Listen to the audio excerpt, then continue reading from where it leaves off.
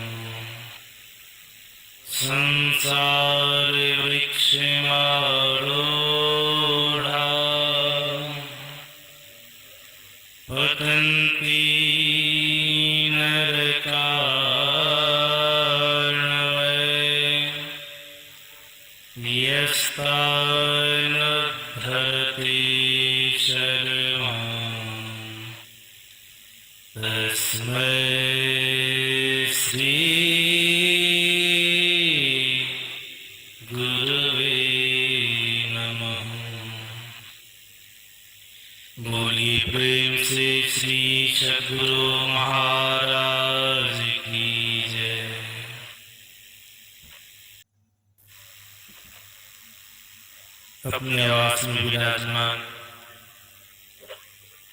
महामहिमावान यतीन्द्र कुल तिलक संत मत के वर्तमान आचार्य महर्षि हरिनंदन परमहंस जी महाराज के युगल श्री चरणों में कोटि प्रणाम। मंच पर विराजमान मुद्द मंगल में साधु समाज के श्री चरणों में प्रणाम।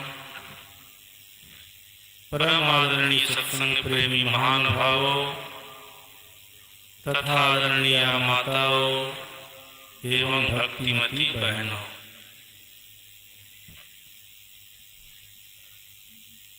अभी आप लोग स्तुति प्रार्थना के बाद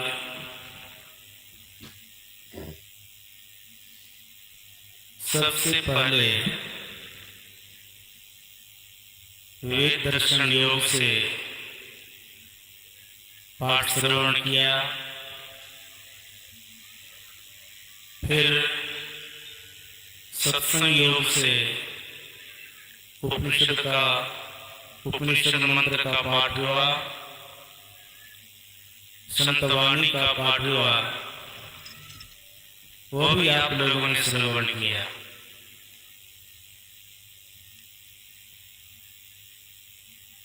वेद दर्शन के पाठ में आप लोगों ने सुना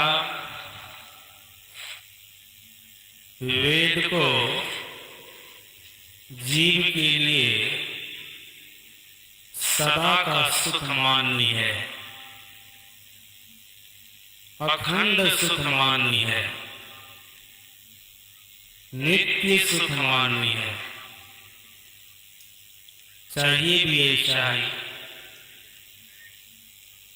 किसी भी व्यक्ति के मन में सुख पाने की चाहना है तो ऐसा सुख पाना वो नहीं चाहते जो सुख की विनष्ट होने वाला है, जो सुख की नाश होने वाला है। सभी के अंदर में ऐसा रहता है हमें नित्य सुख मिले, सनातन सुख मिले, स्थिर सुख मिले, शाश्वत सुख मिले, अखंड सुख मिले। महापुरुषों ने कहा स्थूल संसार को पहले लो। कोई पूरे स्थूल संसार के मालिक बन जाए, पूरे स्थूल संसार का पूरा वैभव उसको प्राप्त हो जाए, इससे भी उनको अखंड सुख नहीं मिल सकता, स्थिर सुख नहीं मिल सकता, क्योंकि संसार का नाश होता है और संसार की प्राप्ति पर जो सुख मिलता है उस सुख का भी नाश होता है। सूक्ष्म संसार को ले लीजिए। सूक्ष्म संसार में स्वर्ग लोक है, इंद्र लोक है, ब्रह्म लोक है, वैकुंठ लोक है। यह भी लोक सदा रहने वाला नहीं है और इस लोक में भी रहने वाले प्राणी को सदा का सुख नहीं मिल सकता, नित्य सुख नहीं मिल सकता, अखंड सुख नहीं मिल सकता, मोक्ष नहीं मिल सकता। अभी आप लोगों ने पाठ में श्रवण किया, वेद भगवान हम लोगों को उपदेश कर रहे थे। 3 तरह का बंधन होता है। वैसे तो संतवाणियों में बहुत प्रकार के बंधनों का वर्णन आया है, जैसा कि आप लोग प्राय सत्संग में सुनते रहते हैं। संत राधा स्वामी महाराज की वाणी में है, पहला बंधन परा देह का, दूसर क्रिया जान, तीसर बंधन पुत्र विचारो, चौथा नाती मान। नाती के कहूँ नाती होवे, तब कहूँ कौन ठिकान।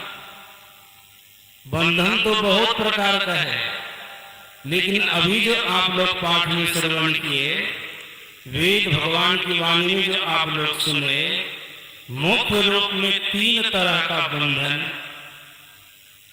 वह सात्विक बंधन,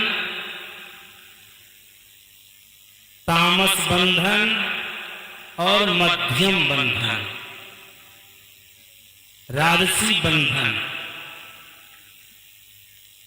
अभी आप लोगों ने पाठ में सुना था, जो सात्विक बंधन से बंध चुका है परमात्मा, ऐसे जो सात्विक बंधन में बंधा हुआ जीव है, उनको सात्विक भोग प्रदान करके, वैसा सुख भोगा करके उसको उससे शिथिल करता है। जैसे महापुरुषों ने कहा, स्वर्ग, ब्रह्मलोक और वैकुंठ लोक, ये सब सात्विक लोक है और इस लोक में रहने वाले प्राणी सात्विक बंधन से बंधा हुआ है। खास करके स्वर्ग लोक में रहने वाले इंद्र वही बनता है जो इस मृत भवन में 100 अश्वमेध यज्ञ को पूरा करता है। और अभी कौन इंद्र बना बैठा है, आप लोगों को पता होगा। स्वर्ग में इंद्र के पद पर अभी पुरंदर नाम का राजा बैठा हुआ है। शंकराचार्य जी महाराज की भी वाणी में आया, ख्याल से आप लोग सुनिएगा, सब पता चल जाएगा। अष्टकुलाचल सप्त समुद्रा ब्रह्म पुरंदर, यहाँ पुरंदर का नाम लिया गया। ब्रह्म पुरंदर दिनकर रुद्रा न त्वं नाहं नायं लोकस तदपि किमर्थं क्रियते शोकः। शंकराचार्य जी महाराज बोले, अभी पुरंदर नाम का राजा स्वर्ग में इंद्र पद पर बैठा हुआ है, लेकिन ऐसा नहीं कहा जा सकता कि वह इंद्र लोग सदा उस पुरंदर नामक राजा को मिलता रहे, अथवा वो पुरंदर नाम का राजा सदा के लिए इंद्रलोक में चला गया। इंद्र की भी आयु समाप्त होगी, उनका भी पूर्ण क्षीण होगा, पुण्य छीन सोई देव स्वर्ग से नरक में आवे। और मर्यादा पुरुषोत्तम भगवान श्री राम की वाणी में है, स्वर्ग स्वर्ग अंत दुखदाई। और सब प्राणी स्वर्ग में रहने वाला है, सुख तो वहां पर बहुत मिलता, कल्प वृक्ष है, कामधेनु है, बहुत तरह का आनंद वहां मिलता है, लेकिन वो आनंद सदा नहीं रहता। और अभी आप शंकराचार्य जी महाराज की वाणी में सुने कि इंद्र भी सदा नहीं रह सकता, इंद्र भी सदा नहीं। इंद्र की बात तो छोड़ दीजिए, जो ब्रह्मलोक में ब्रह्मा बना बैठा है, ब्रह्मा कौन बनता है? महापुरुषों ने शास्त्रों में वर्णन किया, ब्रह्मा वही बनता है जो इस मृत भवन में 1000 अश्वमेध यज्ञ को करता है। जो 1000 अश्वमेध यज्ञ किया, ब्रह्मलोक में जाकर के ब्रह्मा बना, क्या वो ब्रह्मा सदा रह जाएगा? आप लोग सत्संगी गण है, प्राय सुनते रहते सत्संग में। मर्यादा पुरुषोत्तम भगवान श्री राम जब अपने सिंहासन पर बैठे हुए थे तो वहां पर एक कुत्ता आया। भगवान श्री राम के बगल में हनुमान जी खड़े थे। कुत्ता आकर के भगवान श्री राम के सामने बहुत जोर से छींक दिया। कुत्ता के छींक देने पर क्या होता है? कुत्ता की नाक से एक कीड़ा निकला। उस कीड़ा को देख करके मर्यादा पुरुषोत्तम भगवान श्री राम मुस्कुरा दिए। जब मुस्कुराने लगे तो हनुमान जी पूछते, प्रभु क्यों हंस दिए? का देखा नहीं कुत्ता आया और छींक दिया? का कुत्ता आया छींक दिए, इसमें आप तो नहीं हंस सकते, इसमें कोई राज है, कोई विशेष बात है? भगवान श्री राम ने कहा कुत्ता के छींकने पर उसकी नाक से एक कीड़ा निकला। तो वो कीड़ा क्या है? तो वो कीड़ा अभी अभी ब्रह्म पद से चीट होकर के कुत्ते की नाक का कीड़ा हो गया। सोचिए, नित्य सुख है ब्रह्मलोक का। ब्रह्मा जी 1000 अश्वमेध यज्ञ पृथ्वी पर किया, जाकर के ब्रह्मलोक में ब्रह्मा बना, उसका पुण्य छीन हुआ। परिणाम क्या हो गया? कुत्ते की नाक का कीड़ा बन गया, कुत्ते की नाक का कीड़ा बन गया। उनका भी अस्थाई लोक नहीं, ब्रह्मा बन करके भी कोई अस्थाई नहीं रह सकता, इसलिए वहां पर जाने वाले जीव को नित्य सुख नहीं मिल सकता, अखंड सुख नहीं मिल सकता। सज्जनों, आप लोगों को पता होगा, राजा श्वेत भी यज्ञ करके ब्रह्मलोक ही गया था। क्या हुआ? जीवन में एक त्रुटि हो गई थी, अर्थात वो दान नहीं किया था। उनको वहां पर भूख प्यास सताने लगी तो ब्रह्मा जी ने उनको क्या कहा, यहाँ पर खाने के लिए कुछ नहीं मिलेगा, तुमको मृत भवन जाना होगा। और तुम्हारे शरीर को एक सरोवर में फेंका गया है और अपने ही शरीर का मांस तुमको खाना होगा। ब्रह्मलोक तो राजा श्वेत चले गए जग करके तप करके, लेकिन परिणाम क्या हुआ? उनको वहां भूख लगती थी। क्या यही नित्य सुख है? यही सदा का सुख है? वेद को सदा का सुख मान्य है, वेद को सदा का सुख मान्य है। सज्जनों, वैकुंठ लोक में रहने वाले को भी सदा का सुख नहीं मिल सकता। जय विजय को कहां पर श्राप लगा था? वैकुंठ लोक में ही जय विजय को सनकादिक ऋषि से श्राप लगा था। वो वैकुंठ लोक से नीचे उतरकर राक्षस बना और जिसके कल्याण के लिए पुनः भगवान को भी, विष्णु भगवान को भी मृत भवन में शरीर धारण करना पड़ा। बहुत तरह का प्रसंग है। कहने का अभिप्राय, कोई सात्विक बंधन से बंध गया तो परमात्मा क्या करेंगे? उनको सात्विक सुख, विशेष सुख प्रदान कर उस भोग से उनको शिथिल कर देंगे। और जिस दिन उसका पुण्य छीन होगा, उनको उस लोक से नीचा गिरना पड़ेगा। ब्रह्मा को भी नीचा गिरना पड़ा। इसलिए तो गोस्वामी तुलसीदास जी महाराज ने बड़ा अच्छा वर्णन किया। मस्त ही करई बिरंची प्रभु, अजहि मस्तकते हीन, अस विचार तभी संशय, राम ही भजई प्रवीण। परमात्मा ऐसे सामर्थ्यवान है कि मच्छर को ब्रह्मा से श्रेष्ठ बना सकते हैं और ब्रह्मा को मच्छर से भी तुच्छ बना सकते हैं। परमात्मा ऐसे सामर्थ्यवान है।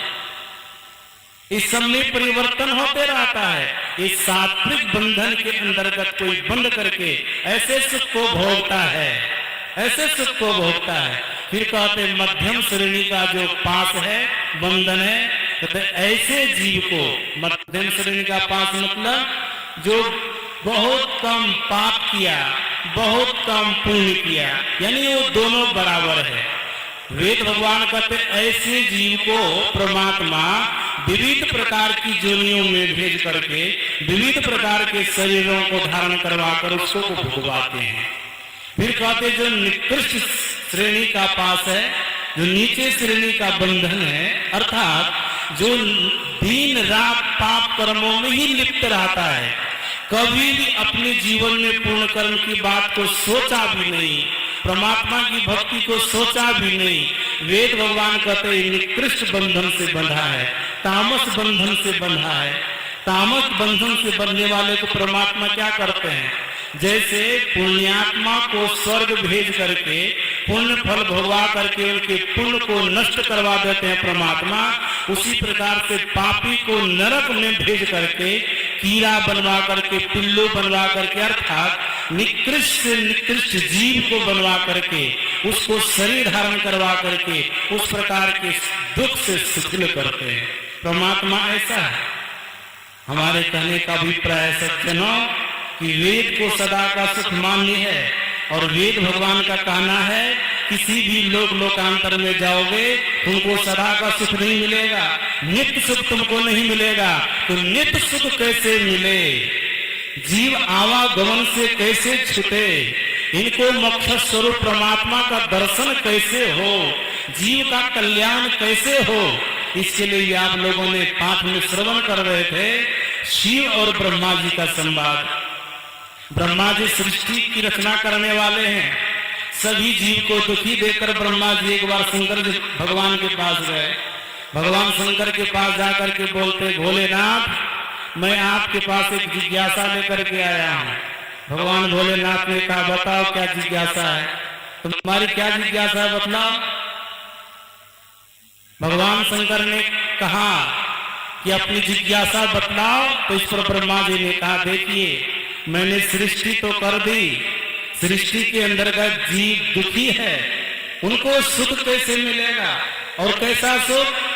स्वर्ग का सुख नहीं, वैकुंठ लोक का सुख नहीं, ब्रह्मलोक का सुख नहीं, नित्य सुख, अखंड सुख, अर्थात जीव को प्राप्त करके उनका आवागमन का चक्र छूट जाए, सदा के सुख को प्राप्त कर ले, ये स्थिति जीव के कैसे आएगी? जीव की ऐसी स्थिति कैसे होगी? भगवान शंकर ने कहा ब्रह्मा जी सुनिए मैं बताता हूं। जीव को सदा का सुख मिले इसके लिए बड़े बड़े मनुष्यों का अलग अलग विचार है, अलग अलग विचार है। किसी का कहना है जीव को नित्य सुख तब मिलेगा जब जीव अपने जीवन में ज्ञान को अपनावेगा। किसी मनुष्यों का कहना है जीव को अखंड सुख, परमात्मीय सुख अर्थात मोक्ष, उनका आवागमन का चक्र, शाश्वत सनातन सुख तब मिलेगा जब वो योग का सहारा ले। तो किसी का कहना है ज्ञान का अवलंब ले, किसी का कहना है योग का अवलंब ले तो सुखी हो जाएगा। तो ब्रह्मा जी कहते किसी का कहना ज्ञान है, किसी का कहना योग है, इसको कोई अपने जीवन में अवलंब बना ले तो सुखी हो जाएगा। मैं पूछता हूँ आपका इस पर क्या विचार है? इस पर आपका क्या विचार है?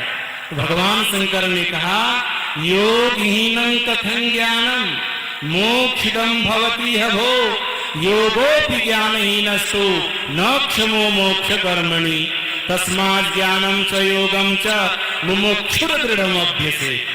ब्रह्मा जी कहते हैं मुमुक्षु पुरुष को, मोक्ष चाहने वाले पुरुष को, नित्य सुख पाने वाले पुरुष को, आवागमन के चक्र से छूट जाने वाले पुरुष को अर्थात अखंड सुख पाने वाले व्यक्ति के लिए, जीव के लिए दोनों चीज का अवलंब अति आवश्यक है। क्या क्या? ज्ञान और योग दोनों। मुमुक्षु पुरुष के लिए ज्ञान और योग दोनों अति आवश्यक है। हे ब्रह्मा जी ज्ञान के बिना योग अधूरा है, योग के बिना ज्ञान अधूरा है। एक के बिना दोनों अधूरा है। जो मोक्ष को प्राप्त करना चाहता है उसके लिए दोनों चाहिए। सज्जनों, इस बात को हम आप लोग समझे कि ज्ञान का अर्थ क्या होता है। ज्ञान का अर्थ जानना।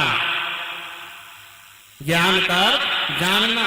अगर संसारिक ज्ञान हुआ और संसार की वस्तु व्यक्ति को आप जान रहे हैं, इससे आपका कल्याण नहीं हुआ। ज्ञान तो वह होना चाहिए, ज्ञानान मोक्ष मवाप्नोति, ऐसा ज्ञान जिस ज्ञान से आपको मोक्ष मिलेगा। ज्ञान का अर्थ जानना, और ज्ञान 4 भाग में विभक्त है योग शास्त्र के अनुसार। पहला ज्ञान श्रवण ज्ञान, दूसरा ज्ञान मनन ज्ञान, तीसरा ज्ञान निधिध्यासन ज्ञान, और चौथा ज्ञान अनुभव ज्ञान। ज्ञान का अर्थ जानना, और जिस ज्ञान से मोक्ष मिले वो ज्ञान। और ये ज्ञान 4 भाग में विभक्त है जिसको आप लोगों ने सुना। और योग का अर्थ होता है जोड़ना। योग का अर्थ होता है जोड़ना। यहाँ पर हम किस चीज को जोड़ेंगे? संसार में बहुत प्रकार के योगों का वर्णन है, और गीता में 18 अध्याय है गीता, तो 18 तरह के योग का वर्णन आया है। और योग शास्त्र के अनुसार चित्त वृत्ति के निरोध का नाम ही योग है।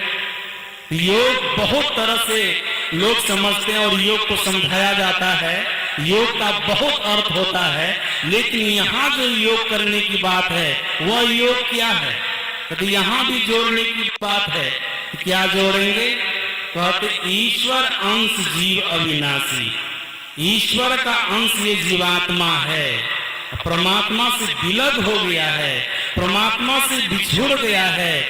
जब तक ये जीव परमात्मा से योग नहीं कर ले, परमात्मा से मिल नहीं जाए, संसार के लोग सुखी नहीं हो, जीव सुखी नहीं हो सकता। सज्जनों किस तरह से सुखी नहीं हो सकता? एक दृष्टांत मैं आप लोगों को देता हूँ। जैसे कोई भी व्यक्ति धरती पर से मिट्टी का ढेला लेके आकाश में फेंके, तो मिट्टी का ढेला आकाश में कब तक नाचता रहता है? कब तक नाचता रहता है? जब तक कि वो मिट्टी का ढेला धरती पर नहीं आ जाता है, जहां से गया वहां नहीं आ जाता है। सज्जनों, जब वहां आ जाता है तो क्या फिर भी वो मिट्टी का ढेला चक्कर लगाता है? तब भी वो नाचता है? तब नहीं नाचता है। इसलिए नहीं नाचता है कि मिट्टी का ढेला अंश था और धरती अंशी है।